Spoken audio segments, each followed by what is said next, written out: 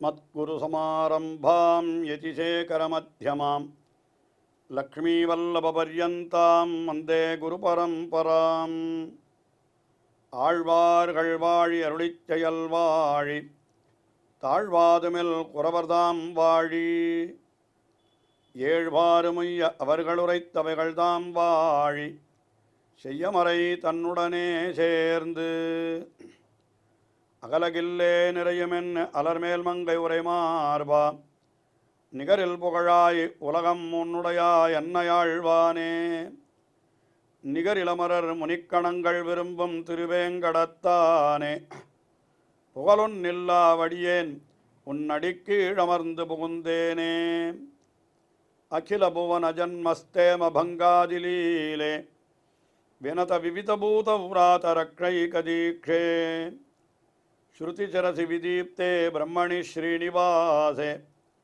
பவது மம பரஸ்மின் ஷேமுஷி பக்திரூபா யோ நித்யமச்சுதபதாம்புஜயுக்மருக்ம வியாமோகதஸ்ததிதராணி திருநாயமேனே அஸ்மத்குரோர்பகவதோஸ்ய தயைகசிந்தோः ராமானுஜஸ்ய சரணௌ சரணம் பிரபத்யே.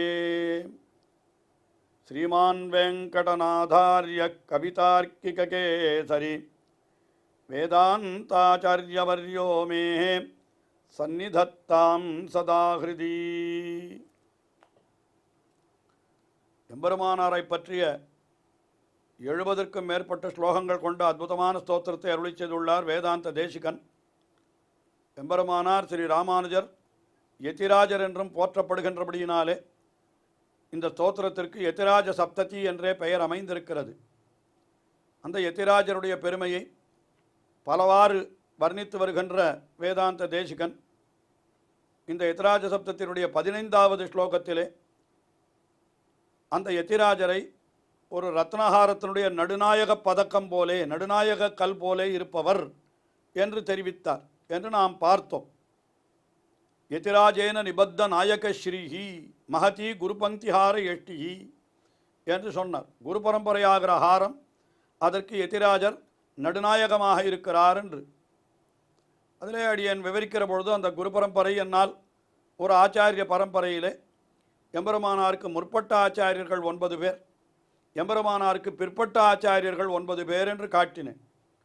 ஆனால் அதில் ஒரு சின்ன சந்தேகம் எழலாம். பிற்பட்ட ஆச்சாரியர்கள் என்று சொல்லுகிற பொழுது அது வேதாந்த தேசிகனுக்கும் பிற்பட்டவரான மணவாள மாமுனிகளையும் சேர்த்து அந்த குரு பரம்பரை ஹாரத்தை சொன்னேனே, அது எப்படி பொருந்தும் என்று கேட்டால் அதுதான் ஞானிகள் பின்னால் நடக்கப் போவதையும் ஊகித்து சொல்லக்கூடிய அந்த சாமர்த்தியம் அவர்களுக்குத்தான் உண்டு. லௌகிகானாம் கி சாதுனாம் என்ன சொல்லுவா, அவர்களுக்கெல்லாம் அர்த்தம் வாகனுவர்த்ததே.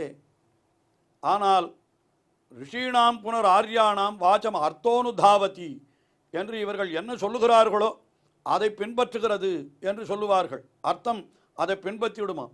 அதுபோல பிற்பாடு அவதரிக்கப் போகிற ஆச்சாரியர்களையும் கூட கருத்திலே கொண்டுதான் அப்படி வேதாந்த தேசிகன் அருளி செய்தார் என்று கொள்ளுவது அது அடியேனுடைய அபிப்பிராயம். அது வேறு விதமாக சொல்வதற்கும் அதில் வாய்ப்புண்டு. அதை அவரவர்கள் தங்களுடைய ஆச்சாரியர்களிடத்திலே அடிபணிந்து அர்த்தங்களை கேட்டுக்கொள்ள வேண்டியது. இப்பொழுது அடுத்தபடியாக 16வது ஸ்லோகம். இந்த 16வது ஸ்லோகத்திலே அவர் என்ன தெரிவிக்கிறார் என்று பார்த்தால், எம்பெருமானாரை ஒரு மலையாக உருவகிக்கிறார். இப்போ கீழே இருக்கிற ஸ்லோகத்தில் ஒரு நாயக கல்லாக உருவகித்தார் அல்லவா. இப்போது எம்பெருமானார் ஒரு பெரிய மலை என்கிறார். மேலே மலை போல இருக்கிறவாளை சொல்லுவது வழக்கம். ரொம்ப பெரியவராக இருந்தால் அவரிடத்துலலாம் நீ எந்த வம்பும் வைத்து கொள்ளாது, மலையோடு மோத முடியாது என்று கூட வச்சனங்களெல்லாம் சொல்கிறது இப்போ கேள்விப்படுகிறோம் அல்லவா. ஆக மலை என்றாலே மிகவும் உயர்ந்தது, உறுதியானது, அதோடு யாரும் போட்டி போட முடியாதது என்றெல்லாம் சொல்லுகிறோம். அந்த மலைக்குண்டான பல தன்மைகள் எம்பெருமானாருக்கும் உண்டு.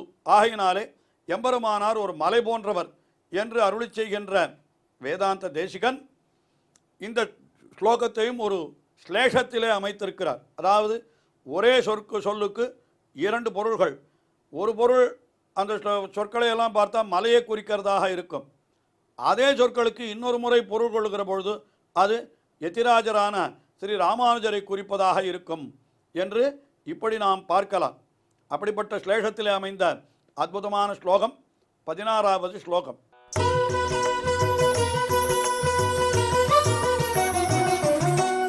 அலூனபக்ஷஸ்ய திக்ஷ்மாப்ருதः விபாதி வம்சே ஹரிதத்வமக்ஷதம் யதுத்பவாः சுத்தசுவிருத்த சீதளாः பவந்தி முக்தாவளி பூஷணம் புவः.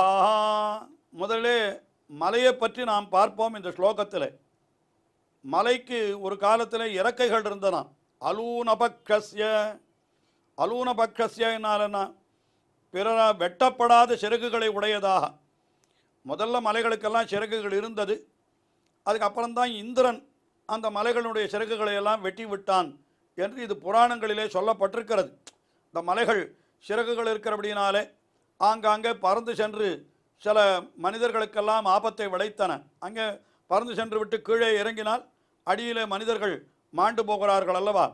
அதனால் அதனுடைய சிறகுகளை இந்திரன் வெட்டி விட்டானான். ஆனால் முதல்ல அந்த மலைகளுக்கெல்லாம் சிறகுகள் தான் நிறைய இருந்தது. அதனால் அலூனபக்ஷஸ்ய வெட்டப்படாத சிறகுகளை உடைய யதி க்ஷ்மாபிருதா. இந்த க்ஷ்மாபிருதா என்கிறது மலையை குறிக்கிறது. யதி என்கிறது எம்பெருமானாரை குறிக்கிறது. அது அப்புறம் நாம் பார்ப்போம். அது என்ன பண்ணுகிறது என்னால் புவஹா விபாதி, இந்த பூமியிலே விளங்குகிறது.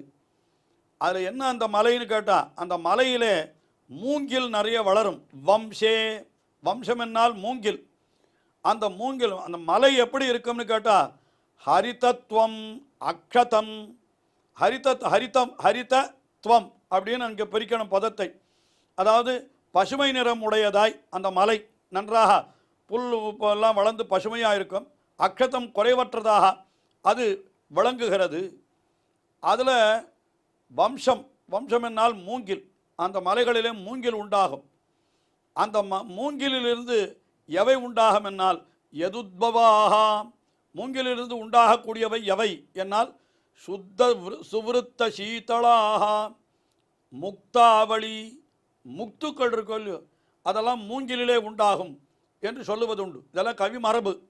இன்றைக்கி போய் நாம் மூங்கிலில் தேடினா முத்து கிடைக்குமான்னா அது பற்றி அடி எனக்கு தெரியாது. ஆனால் நிறைய கவிகளிலே அப்படி சொல்லி வைத்திருக்கிறார்கள் மூங்கிலுக்குள்ள முத்துக்கள் இருக்கும்னு.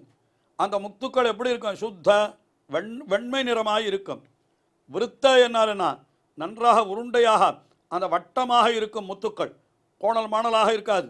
அதுக்கு மேலே சீதளாக, முத்துக்கள் எப்பவும் குளிர்ச்சியாக இருக்கும். ஆனால் தான் முத்து மாலையை அணிந்து கொள்ள வேண்டும் ஸ்திரீகள் என்று சொன்னதற்கு காரணம் என்ன? அவர்களுக்கு எப்பொழுதும் தேகம் குளிர்ச்சியாகவே இருக்க வேண்டும். அப்பொழுதுதான் அவர்களுக்கு அந்த குழந்தைகள் பிறப்பது முதலானது மிகவும் சௌக்கியமாக இருக்கும் என்கிறபடியினாலே அந்த முத்துக்கள் சீதளாக நல்ல குளிர்ந்ததாக இருக்கக்கூடிய அந்த முத்துக்கள் அது என்ன பண்ணுகிறது? முக்தாவளி புவஹா பூஷணம்.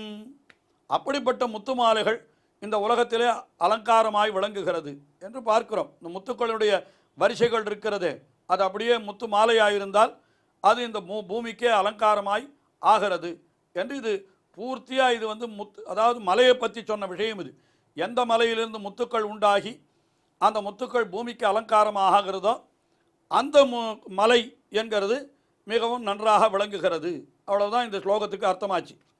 இது அப்படியே எம்பெருமானாருக்கு சொன்னார். அலூனபக்ஷஸ்ய, ராமானுஜருடைய பட்சம்னா அவருடைய சித்தாந்தம், அவருடைய மத தத்துவங்கள், அவருடைய கொள்கைகள், அது யாராலும் கண்டிக்கவே முடியாது. அலூனபக்ஷஸ்ய, யாராலும் கண்டிக்க முடியாத, பிறரால் கண்டிக்க முடியாத கொள்கையை உடையவர் ஸ்ரீ ராமானுஜர். அவர் விசிஷ்டாத்வைதம் என்று சொன்னால் அதை யாரும் அவரோட போட்டி போட்டுண்டு அந்த விசிஷ்டாத்வைதத்தை கேள்வியை கேட்க முடியலையா. யதிக்ஷ்மாபிருதா, எம்பெருமானாக மலை என்றார். நான் எம்பெருமானாருடைய மலையில் யாராவது எம்பெருமானாரோட மோதினால் என்ன ஆகும்? மலையில் மோதினால் என்ன ஆகுமோ அதுதான். மலையோடு மோதாதேன்னு சொன்னேனே, அதான் பெரிய மலையில் மோதினால் நம்ம மண்டை தான் உடையுமே தவிர மலைக்கு ஒன்றும் ஆகாது. அதுபோலத்தான் இங்கே அலூனபக்ஷஸ்ய யதிக்ஷ்மாபிருதா என்று சொல்கிறார். அப்படிப்பட்டவர் அவர். அவருடைய சம்பிரதாயம் வம்சம் என்னால் அவருடைய சம்பிரதாயம். அந்த சம்பிரதாயத்திலே ஹரிதத்துவம், அது மலைக்கு சொல்லுகிற பொழுது ஹரித துவம் என்று பிரித்தோம். இப்போ இங்கே ஹரி தத்துவம் என்று பிரிக்கணும்.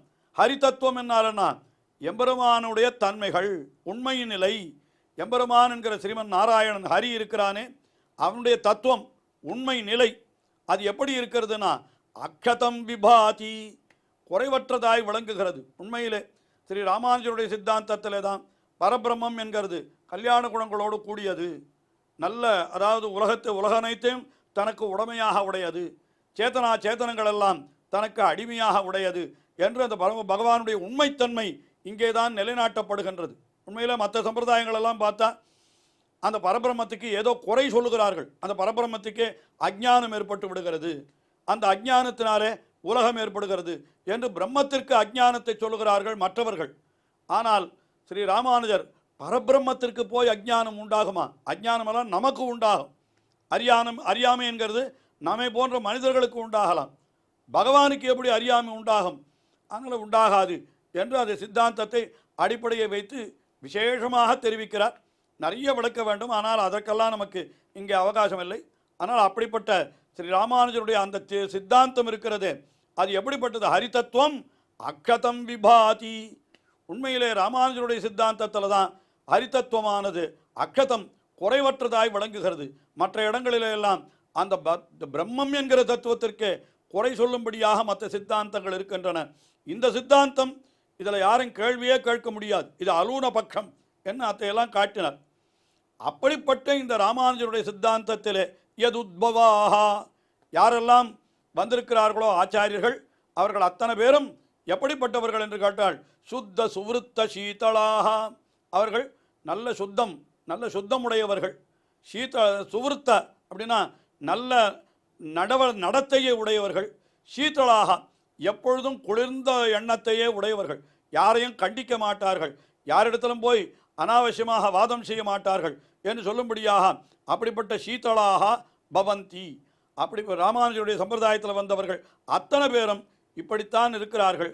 அவர்கள் என்ன பண்ணுகிறார்கள் என்று கேட்டால் கடைசியில் முக்தாவளி பூஷணம் பவந்தி, இந்த உலகத்திலிருந்து விடுபட்டு பரமபதத்திற்கு சென்றாலும் கூட அவர்கள் அங்கே பரமபதத்தில் இருக்கக்கூடிய முக்தர்கள், ஏற்கனவே விடுபட்டு போனவர்கள் இருக்கிறார்கள், அவர்களுக்கும் இவர்கள் அலங்காரமாக ஆகின்றார்கள் என்று, அதாவது இவர்கள் பரமபதத்தை போய் அந்த பரமபதத்தை நன்றாக விளங்கச் செய்கிறார்கள். யார்? ராமானுஜருடைய சிஷ்யர்கள், ராமானுஜருடைய வம்சத்திலே வந்தவர்கள். வம்சத்திலே என்னால்னா அவருடைய சித்தாந்தத்திலே பரம்பரையாக வந்தவர்கள். அவர்கள் சுத்தர்களாய், ரொம்ப நல்ல நடத்தையை உடையவர்களாய், சீத்தளாக குளிர்ந்த எண்ணத்தை உடையவர்களாய் இருக்கக்கூடியவர்கள்.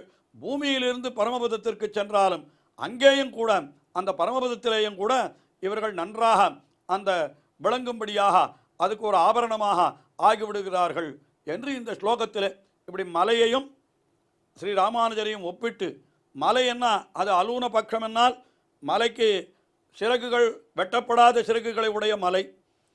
ராமானுஜருடைய பட்சத்தில் அது என்ன அர்த்தம் கொள்ளணும்னா கண்டிக்கப்படாத சித்தாந்தத்தை உடையவர் என்று அவருக்கு சொல்லணும். அதே போல் அங்கே ராமானுஜரிடத்தில் அதாவது மலையிலே மூங்கிலே முத்துக்கள் உண்டாகின்றன. அதே போல் இங்கே ராமானுஜருடைய வம்சத்திலே வந்தவர்கள் அவர்களிடத்தில் என்ன கிடைக்கிறதுன்னு கேட்டால் இவர்களிடத்தையும் முத்துக்கள்னு சொன்னால் எத்த சொல்லலாம், இவர்களுடைய திருவாக்குகளே முத்துக்கள் என்று கூட சொல்லலாம். அவையெல்லாம் எப்படிப்பட்டவைனா சுத்த சுவிருத்த சீதளாக என்று ஸ்ரீ ராமானுஜ சித்தாந்தத்தில் வந்த ஆச்சாரியர்களெல்லாம் சுத்த சுபாவத்தை உடையவர்களாய், நன்னடத்தை உடையவர்களாய், குளிர்ந்த எண்ணங்களை உடையவர்களாய் அப்படி இருக்கிறவர்கள். இப்படிப்பட்டவர்கள் பரமபதத்திலே சென்றால் அங்கேயும் கூட முக்தர்களுக்கு இவர் பெரிய அலங்காரமாக இப்படி விளங்குகிறார்கள் என்று சொல்லி, எப்படி ஸ்ரீ ராமானுஜருடைய அதாவது மலையிலே எழுந்த முத்துக்கள் உலகத்திற்கு அலங்காரமாய் விளங்குகிறதோ அதுபோல ராமானுஜருடைய சித்தாந்த பரம்பரையிலே வந்த ஆச்சாரியர்கள் பரமபதத்தில் இருக்கக்கூடிய முக்தர்களுக்கும் ஆபரணமாய் விளங்குகிறார்கள் என்று இப்படியாக அந்த ஸ்ரீ பாஷ்யக்காரர் ஸ்ரீ ராமானுஜருக்கும் அந்த மலைக்கும் சிலேடையாக வைத்து இந்த ஸ்லோகத்தை மிக அற்புதமாக அருளி செய்திருக்கிறார் வேதாந்த தேசிகன். தொடர்ந்து அனுபவிப்போம். ஸ்ரீயக்காந்தாய கல்யாண நிதயே நிதயேர்த்தினாம் ஸ்ரீவேங்கடநிவாசாய ஸ்ரீனிவாசாய மங்களம். ஸ்ரீமத் சுந்தரஜாமாதிர் முனிமானசவாசினே சர்வலோகநிவாசாய ஸ்ரீனிவாசாய மங்களம்.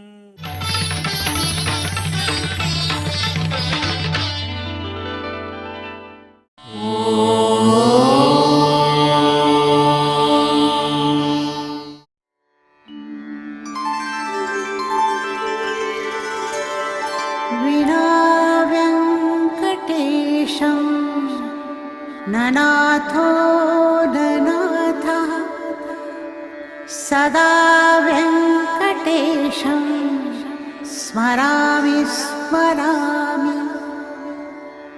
हरे वेङ्कटेश प्रसीद प्रसीद। प्रियं वेङ्कटेश प्रयच्छ प्रयच्छ।